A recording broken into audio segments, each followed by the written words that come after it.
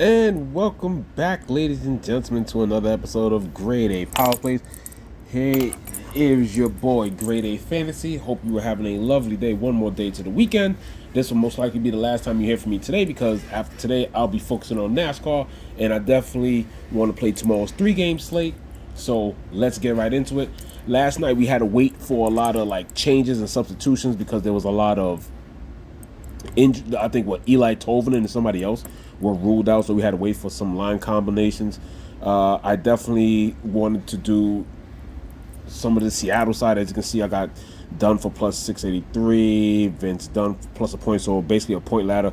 Anything Vancouver pretty much pooped because they didn't score, and pretty much almost everything was plus money with on the Seattle side. As for the rest, I tried to get a lot of Seattle, and that just didn't work at all.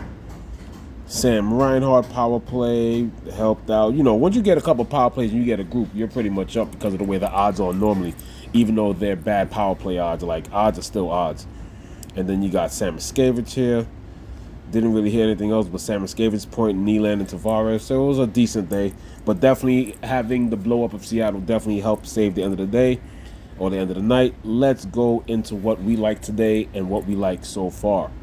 So, a lot of nuke prices. That is the first thing that I noticed. But, so for instance, a lot of nuke prices. So, from this morning, it's not like this changed and got nuked from this morning. No, these prices have been bad since this morning. Suzuki's he's sniffing minus 300 right now.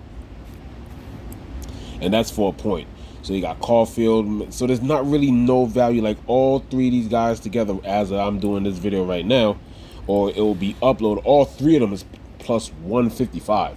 Just a couple of days ago when I did this, plus I did all the other combinations, this was going for plus 222, plus 218. Maybe by the time it closed, it went down to plus 212, plus 210, but it was still going over 2.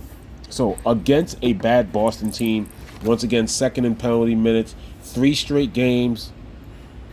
They've given up 6 power play goals in the last 8 games. Is it possible that you can go line A and then maybe go these guys 2 assists? It's just sniffing out, but they're gonna have the opportunity to, because 5-on-5 they definitely have the advantage. So if anything, 2-point combinations from the top line I'm interested in. But actually my favorite prop here is actually 2 points from their young defenseman. You're either going to go Lane Hudson, who's going to get a power play point more than likely in this game, and you can also go 2 assists, Lane Hudson, which is plus 400. I did it just the other day, plus I had it with another player. So I'm really thinking of some single props here, nothing that I really want to stack. Power play wise, I mean, the props are so bad, you might as well take some of these power plays. Y'all normally see how I normally leave the main star player off. Well, guess what? Odds are so bad. Plus 160 on a power play is looking real good today. So the power play odds for Suzuki, Lane, A, Caulfield, and Slavkovsky, the entire top unit. But we can't forget the other side. They're worth a sprinkle because, once again, this is not the crazy power play matchup from a couple of nights ago. But in this matchup here, when it comes to the power play, you have these two teams here. When it comes to penalty minutes, Buffalo is second. Not all of them is not as plentiful as it was before, but you do have some of these teams here. You have Boston second, and then you have these Montreal Canadiens ninth. They were about 10th or 11th a couple of days ago. 682 with 80% penalty kill. Boston has now had 3 straight games with a power play. It's normally a dumbed down power play, but not looking too good. So if you're looking for something on the Boston side, because, you know, even though they're at home, there's still penalties to be given and you can still attack the depth. So if you're looking for anything power play wise, I think it will be good to look at some Boston stuff. Boston does have some interesting odds on the power play side. Low ride plus 347. Literally, that's the entire top power play. Even Pasternak is sniffing plus 200. So those are options there. But definitely the assist ladder, or you may be looking for 2-point combos with like a Suzuki, Caulfield, Suzuki, Slavkovsky, Suzuki, Hudson, but I like Hudson for one because for the assist, because when you take the one assist, you're still not getting much. Like even assist for Suzuki's assist is more expensive than Hudson's. So yeah, it stacks are pretty much new, but you can find some games with some stacks. Let's go to another game that I'm interested in. Colorado, Columbus Blue Jackets. They're fighting for the playoff lives. By scoring, they cannot defend. Columbus Blue Jackets currently in their last few games, basically their last 5, forget last 10. If you want to go back to their last 5, or at least that, win or lose, only one game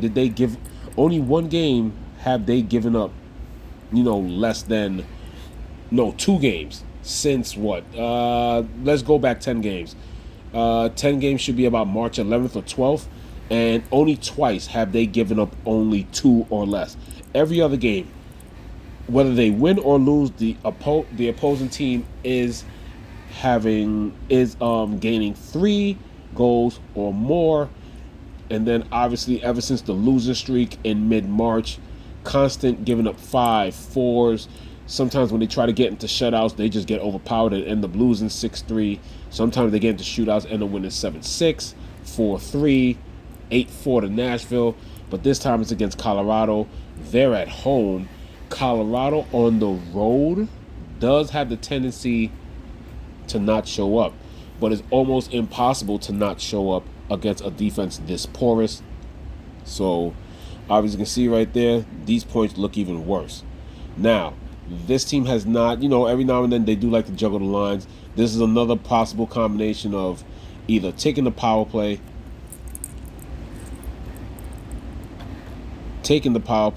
or getting the right combinations right for 2 points, because some of their 2 points aren't looking too bad. After McKinnon 120, everybody's over 200. So Nature's for 2 is 285. Makar is right over 200 for 215. If you want to parlay it, some of these are really good by themselves. Nichushkin. And then, of course, with the way the offense for Columbus has been going, obviously this is where you get back to the affordable spot. Besides Werenski sniffing minus 200, you can still get good props, or at least decent props. Are they set? Yes, their lines are confirmed from this morning. So still Moynihan, Marchenko, Voronkov. Moynihan, Marchenko by themselves plus 111. If I can find Voronkov's plus 138. So now you're looking at almost plus 300. So definite values on the Columbus side. But if you're thinking this is going to be a high scoring game, you could take point props from the Columbus side and 2-point props and power play points from the Colorado side. Let's continue. I am somewhat interested also in a 2-point onslaught. I think when it comes to the 2-point odds, I like Montreal combinations, and I also like Dallas's combinations. Dallas's 2-point combinations are pretty solid. Right there, Jason Robinson's right there at plus 200 at plus 196. And then all those guys together, if you think all of them are going to score 2, which they normally all correlated, plus 668. Could be like plus 720, plus 710 maybe on like FanDuel or something like that. On DraftKings if you do it over there. That's an interesting take on that. The last 2 games, these games luckily all confirmed. I'm not interested on the San Jose side, even though, like I said, the last time I did this, I did hit a couple props, but it's all about Edmonton, the late night hammer. Once again, San Jose is involved in that. When it comes to the points, you really can't take nothing. 1 point is, Draisaitl is halfway to 1,000. So when you take it for 2 points, he's still minus 106. So if you take 2 and combo it, I guess, with his line mate, Arvidsson, like if you do that, him and Arvidsson, Draisaitl is the man on the power play, no McDavid. So him and Arvidsson, because Arvidsson is his line mate, plus 196 if you go 2-1, if you decide to do it that way. Because Draisaitl, and because he's plus money, look at this. Because he's plus money, plus 500, you're getting plus 110 for that. For all that, you might as well just take the power play. But what do I like when it comes to the points? One of my favorite points props is singularly because even on the second line, Hyman and Nugent Hopkins, they're the second line. And if you put them together, let me get this off. Hyman and Nugent Hopkins, they're not plus money yet. It's right there, just about even money. So 100 is basically like you could turn 100 into 198 or something like that, basically. But some of the singular points I do like. I think Walman's worth a look. Ekholm is out. The morning skate is there. Ekholm is out. So Jake Walman, Darnell Nurse, plus 104, plus 112 for a point is viable because he's going to get more time, and he has done it. The one thing that Edmonton does have is a squad at least 4 deep when it comes to the top 4 in defensemen, but with no Ekholm, at least 3 of those guys will get at least a slight boost in minutes. So 1 assist is not getting much for Bouchard, but you could definitely go 1 assist for Nurse. Even though he does have the tendency to shoot, Bouchard normally gets the assist on the power play. San Jose is going to commit some penalties, and they allow generation. So for the assist side, you could look at Darnell Nurse for plus 158. Bouchard's minus 154. So when it comes to props, this is what I like here. And we're going to focus on the defenseman because once we have a nice at least 6 to 10 game sample size of a mixture of no Draisaitl and McDavid, and then no McDavid. And the defensemen have stepped it up. So a lot of the generation and points will come from them. So if we go to the 2-point rack, I definitely like, without a doubt, guys like Bouchard, who's going to be the power play quarterback and be able to get this on 5-on-5. Bouchard plus 230. Walman is going to get a boost. I love the Jake Walman one. Jake Walman's plus 600. He'll get a minutes boost with no Ekholm. Ekholm has done solidly. As you can see, his shot generation over these last few days, like I said, this is all like a little bit right after Draisaitl came back, but he has to step up in a way. 5 shots, and 4 in 3 of the last 4. And then when it comes to the points, 1, 1, and 1. So Walman for 1 point should be a solid bet. And then has 2 assists a couple of games ago. So Walman likes to shoot, so you can't take the assist. Even though Bouchard has a bomb, Bouchard for the assist is a little risky. If you're going to take the assist, plus 360, but it's safer to take the 2 points, I definitely like Walman for 2 points. That's definitely a nice risk. Like I said, San Jose, they could possibly get run over, and Walman's right there with Bouchard. He could connect on Bouchard, and they could attack and assist each other. And then, of course, when it comes to San Jose, like I said, you might as well take some of these power play points because some of the power play points are better than these stack lines, except for a few. I think St. Louis has some decent odds, and Columbus has some decent odds.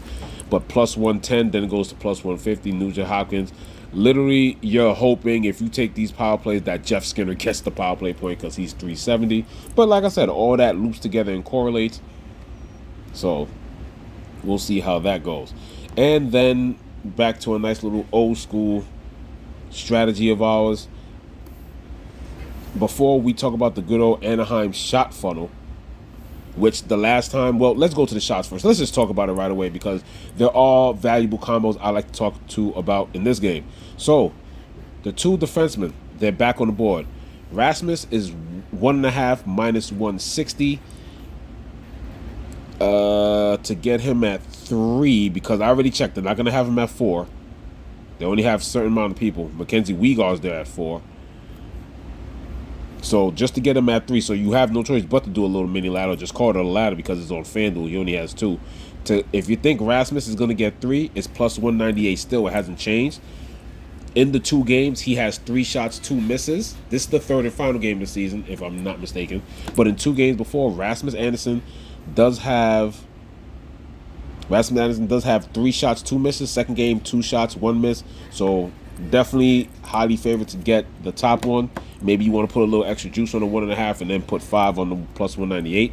Mackenzie Weegar, the top power play quarterback, went 5 and 4, then 1 and 0. But his odds is one of those fun ladders to take and to sweat out because Mackenzie Weegar starts at plus 106. And then if he gets to 4, it goes to plus 275 from my notes earlier. Let's see if that changes. Nope, it's still plus 275 right there. So I haven't taken nothing in this game yet. Those are still the same. But when it comes to the line combos, let's keep going with the trends, as I say. And the trend is another number 2 line in Calgary. And even though Kadri has done his absolute best, he has had a solid season carrying his team stat-wise. No matter where they try to put him, they try to put him on the second line. They even had him on the third line one time, which is absolutely outrageous.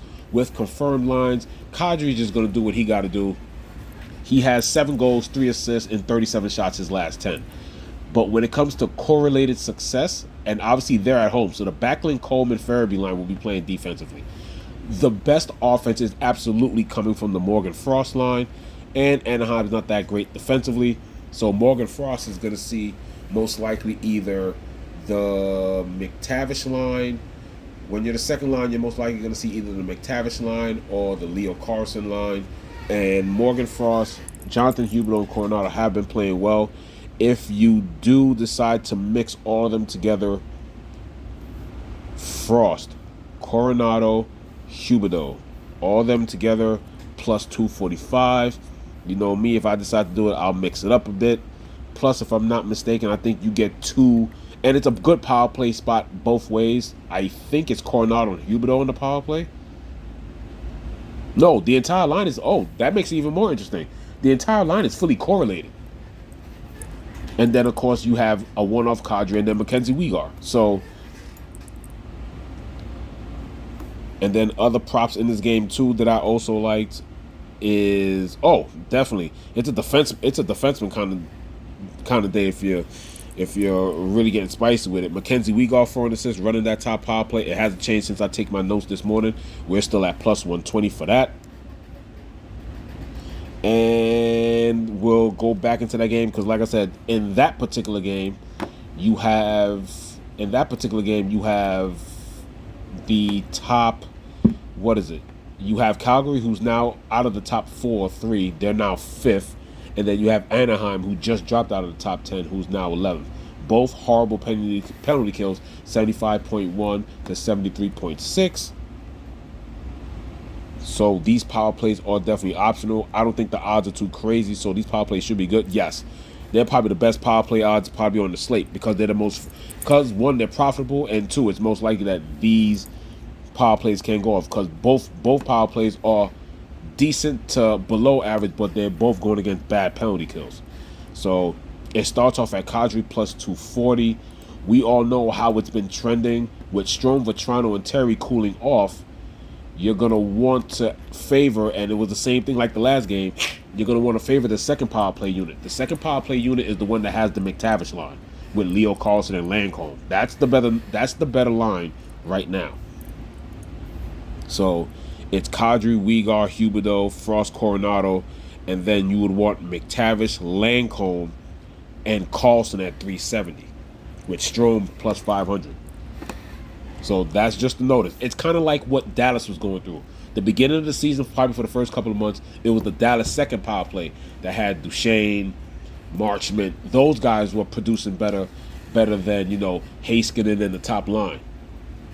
So right now, that's what's going on. So what happened to Dallas in the beginning of the season is happening to Anaheim now. The power play 2 has been the way better power play. In the past 10 games, the top power play unit only has 1 power play goal, while the second unit, at least, like I said, Anaheim is not a great power play, but in the last 10 games, the second power play unit has correlated for 4 power play goals, while the top unit only 1. And I think that's why FanDuel also took them off, because there was a time that Vetrano and these guys were always up here. Now, as you look at this screen right here, the only people here from the top power play unit is Strome, plus 500. That's why his odds are so huge. And if I'm not mistaken, yes, Troy Terry, who's plus 330.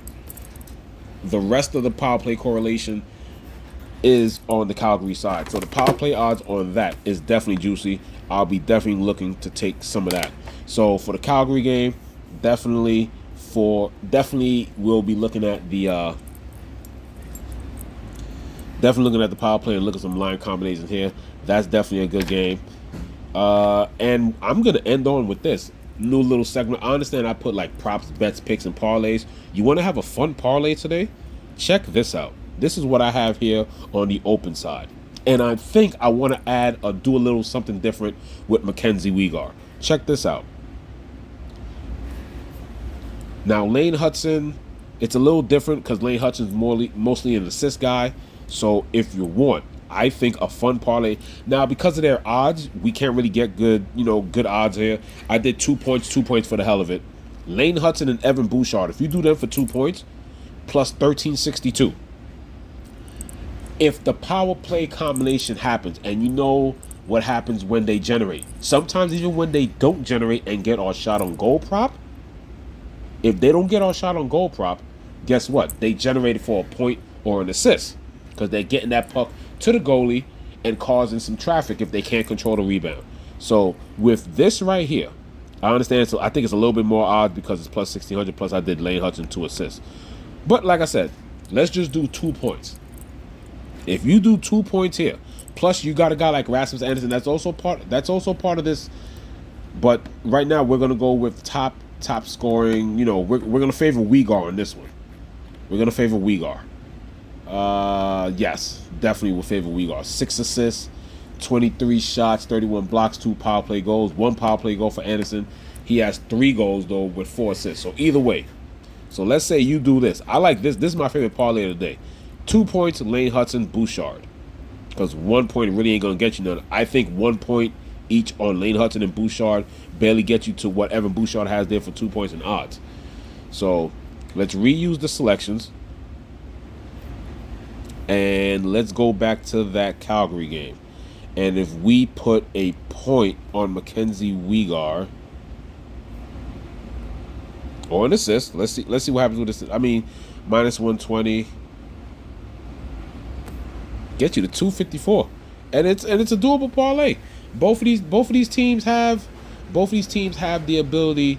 All three of these guys are the ability where the offense does go through them. If you do this combination, obviously Rasmus Anderson has scored more goals in the past 10 games, but these are the defensemen that drive the engine for their team. Even with, like I said, Bouchard, no Ekholm. Yes, Walman's on his pairing, but he's the guy that drives the power play. Lane Hudson drives the power play unit, and Mackenzie Weegar drives the power play unit. Now, if you want to go a little crazy, then you take that off, and if you think he's going to do that, what does it look like if you put Mackenzie Weegar plus 2? Okay, I'm going to, holy crap. And that's a lot going on right there, so Mackenzie Weegar, Hudson, and Bouchard. It's a fun parlay. Some of the odds are so bad, it made me creative when I was doing the research. It really made me creative. So I definitely like that. But if anything, those 2 guys for 2 points each, Mackenzie at least for 1. That's what I like there. If you want to get crazy, it's a bit risky. Because like I said, he does share about the same. They play on different lines, but remember, Weegar does play the same amount as Rasmus Anderson, and they're both power play quarterbacks. Mackenzie's just the power play 1, Rasmus is power play 2. So I would rather put, I mean, that looks juicy right there, but realistically, I see Mackenzie Weegar going for 1. What has he done in the last few days when it comes to the points? 1 point, yeah, 1 assist. So he could generate. And it hasn't been the best matchups anyway. Like I said, Edmonton, Colorado, Utah, Dallas, Seattle. So, you know, those are my picks right there. And I think to wrap it all up, there is another interesting game that I would like to look at, and it is the LA-Utah game. And the only reason why I like looking at this game is because LA seems to have now been the last few times we've gotten on LA, they've been consistent. The offense is now flowing instead of having a couple of good games and just dud for like 3-4 days. They were a headache in the middle of the year. I kind of like didn't even talk about them, didn't pick them until they had like a really, really good spot. And I started seeing how that Fiala-Byfield line started like scoring. And then ever since they got Kuzmenko, it took him a couple of days, and then he started flowing with the team. The only thing I'll bring out of here is the points props. I mean, at Utah, that Keller line will be going against the Kopitar line. So the Byfield line with Fiala has great, amazing odds. Oh, wow. I need to take this off because I'm adding props from their earlier example. Him and Byfield together almost plus 184. And then, of course, like I said, not that many great power play opportunities, but here's another one. You got Utah, who's 6th in minutes. And if we close out of this, the power play unit for these guys here, all great odds. You got Kempe. It starts at Kempe plus 300, Kopitar plus 330, Fiala plus 350, Doughty is 350, and Kuzmenko's 370. So power play options there. So another lengthy episode, second day in a row. Wanted to make a good one for you guys before, you tackle these bets. I got some decisions to make on what I want to do. But yeah, that's my favorite parlay today. It's a kind of a defensive defenseman kind of day for me. Hopefully it is for you. You don't have to parlay those. Some of those guys are good by themselves. You put a decent amount of money on them. This is your boy Grade A Fantasy. Good luck. I will be busy these next few days, so I will see you next week. This is Grade A Fantasy with another episode of Grade A Power Plays, signing off. Good luck tonight, and I'll see you next week.